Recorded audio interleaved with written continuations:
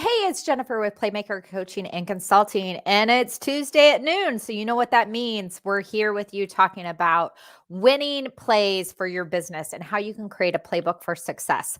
Today, we're talking about 3 email marketing mistakes that you are likely making.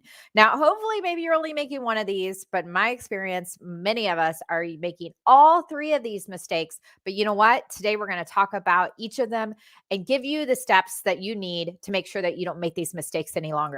And why are we talking about email marketing? Because, if you're like me, hey, I love social or, just getting face to face with people. Why is email so important? Well, email is one of the things that you have the most control over of reaching your audience, that the people have actively subscribed and said, hey, I want to hear from you. And you don't have to be at the mercy of any algorithms to reach your audience. Now, it's not choosing one or the other, but this is why you should make sure that email is part of your strategy. So you have that control to reach your audience. Secondly, it's one of the things that's the most inexpensive to do. For many of you, maybe it doesn't even cost anything until your audience really starts to grow significantly. And third, because it's so inexpensive and you have that control, it's one of the things that can lead to the greatest ROI from a marketing perspective and be one of the things that's somewhat easier to track when we look at marketing. So don't forget about marketing. So what are those mistakes and how do you make sure that you are not making those? Well, mistake number 1 is you wait too long to invite people to subscribe to your newsletter. So many times people I work with, financial advisors and attorneys, will wait to engage with somebody until they have actually already became a client and are doing business with them. Well, by then they already like you. They already know about you. They've already made the decision to move forward. Not that you shouldn't communicate with them. Definitely you should. But what about all those people that earlier on wanted to learn more about your business, wanted to check it out, see if it was the right fit for them, stay in touch, but maybe it wasn't the right time? Are you missing all those people and how you can stay connected with them if you're not using email as one of those ways to stay in front of them periodically? I was just at a conference recently and Scott Underwood was saying that he was out at the airport and he saw somebody look familiar to him, wasn't sure why. Came to find out that that gentleman said, hey, you're actually my advisor. So he knew Scott, and why he knew him was because he had been continuing to get emails from his team on a regular basis. So he knew his face, knew his name. Now he was working with other members of his team right now actively on a day to day basis. So that's why Scott maybe didn't recognize that client right off the bat. But email was a way that kept Scott and his team top of mind for that particular client. So make sure that you're not waiting too soon to utilize email in your process. Number 2, the second mistake of those 3 mistakes is that you don't tee up the email.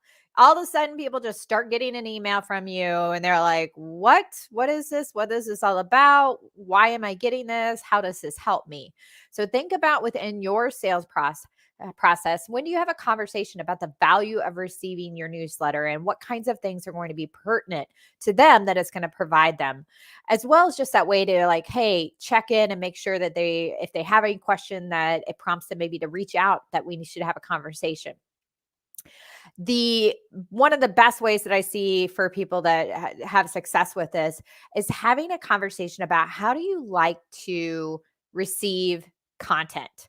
Are you someone who really loves to get content on social media? Are you someone who likes it when you actually get something physical in the mail? Do you prefer emails? Do you like to read and absorb podcasts? How do you like to absorb content? This can help you with your client engagement plan and creating loyalty and meaningful interactions, communicating in a way that your clients prefer, and open that conversation in terms of where email marketing fits in and why that might be a good fit for your client or prospect. So make sure you're having a conversation and teeing up your email communication and the value it can provide to those people that you're talking to. And finally, the number 3, if I can speak, the third email mistake that often I see working with advisors and attorneys is that they don't use any of the insights from doing email. So you send out an email and then it's like, oh, good, we did it. Rah, rah, rah, great. And that's the end of it. Well, because you have more control over email, you also often have much more data that you can use to, once again, deliver a better client experience and make sure that you're tailoring solutions and conversations to the needs of your clients.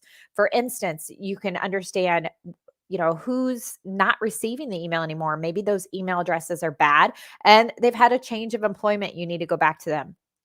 You can see maybe what articles or what links they've been clicking on. So maybe then you want to have a follow-up conversation because you saw that they clicked on an article about long-term care. That's something that's important to them. And you can have a meaningful follow-up with them to say, hey, this is something we've talked about in the past without making it seem creepy. Tell me a little bit about, what your thoughts are around this, or these are some questions that if you're thinking about long-term care that a lot of other people might be having. Is this relevant to you? So you can make it very informal, but you can use those insights to really deepen that relationship and be more effective in your sales process and more impactful.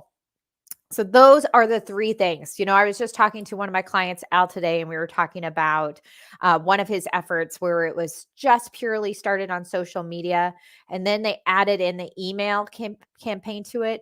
And oh my gosh, we went from getting probably like 14 leads a month inbound to at least tripling that by sending out emails because people were engaging directly with that. And we were reaching a larger audience than we were through a few social media posts.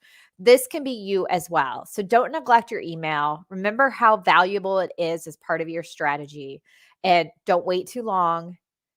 Don't forget to tee it up and make sure that you're leveraging the insights that are available to you to make informed decisions and informed conversations as you move forward. We'll be back next Tuesday, same time, talking about more winning plays, especially as we're getting into the fall and planning season. Make sure that you're tuning in to learn about some playbooks for success in your practice. We'll see you then.